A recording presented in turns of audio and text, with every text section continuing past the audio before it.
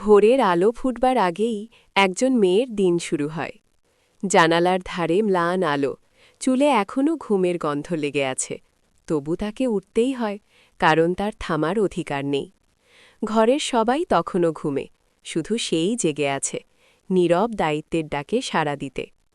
চুল বেঁধে ফ্রুট ছাড়াই নিজেকে ভুলে সবার জন্য ব্যস্ততার পথ তৈরি করে দেয়। এই তার প্রতিদিনের পরিচয়। চুলের খোপা শক্ত করে বাঁধতে বাঁধতে মনে পড়ে যায়, একসময় সেও স্বপ্ন দেখত। ছোটবেলায় বইয়ের পাতা ওল্টাতে ওল্টাতে ভাবত, একদিন আমি হব বড় কিছু। কিন্তু বড় হতে হতে স্বপ্ন আর দায়িত্বের মাঝখানে একটা অদৃশ্য দেয়াল তৈরি হয়ে গেল। স্বপ্ন থাকলেও ওপারে, সে রয়ে গেল এপারে। সকালে চা নামতে নামতেই থালা বাসন, জামাকাপড়, সন্তানের বই খাতা সব মিলিয়ে সে হয়ে যায় একটি অদৃশ্য মেশিন, যার কাজই শুধু চলতেই হবে, থামা নেই।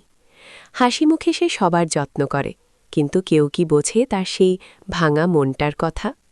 দিনের ব্যস্ততায় সে নিজের কান্নাটুকুও লুকিয়ে রাখে বালিশের ভাঁজে, যখন কেউ দেখে না। স্বামী, সন্তান, পরিবার সবার সুখ তার দায়িত্ব, কিন্তু তাকে জিজ্ঞেস করে কে, তুমি কি ভালো আছো? এই প্রশ্নের উত্তর মেয়েরা প্রায়ই নিজের কাছে লুকিয়ে রাখে। কর্মজীবী মেয়েদের তো যুদ্ধটা দ্বিগুণ, বাইরের অফিসের চাপ, ভেতরের সংসারের দায়, দুটোই সামলাতে হয় শব্দহীন শক্তি হয়ে। অফিসে বস বসে থাকে রিপোর্টের বোঝা নিয়ে, বাড়িতে অপেক্ষায় থাকে অপূরণীয় কাজের দীর্ঘ তালিকা। একটাই চেহারা, কখনো ক্লান্তি নেই, কখনো চোখের জলের ছাপ নেই, যেন হাসিই তার পরিচয়। কিন্তু একটু খেয়াল করলে দেখা যায়, হাসির আড়ালে একটা নিষ্পাপ মন পুড়েই গেছে। রাতে সবাই ঘুমালে বিছানার এক কোণে আড়ালে আড়ালে সে ভাবে, আমি কি নিজের জন্য কিছু করতে পারলাম? স্বপ্নগুলো কোথায় গেল? উত্তর আসে না, কারণ উত্তরগুলো হাজার কাজের নিচে চাপা পড়ে আছে।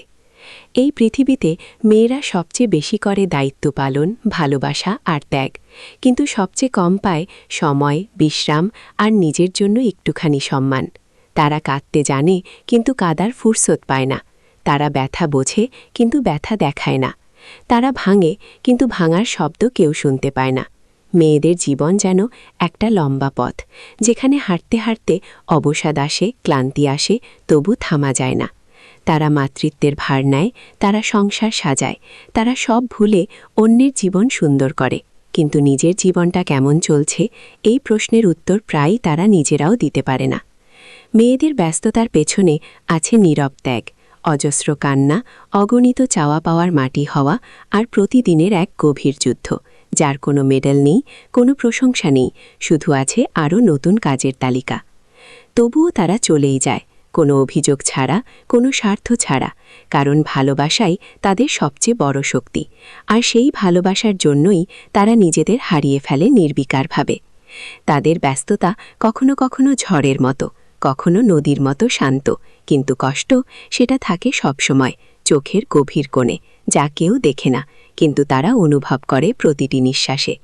শেষমেশ মেয়েরা চায় না খুব বেশি কিছু, শুধু চায় একটু সম্মান, একটু আদর, নিজের জন্য একটুখানি সময়, আর একটা কণ্ঠ যে বলবে, তুমি ক্লান্ত হলে আমি আছি, এইটুকুই।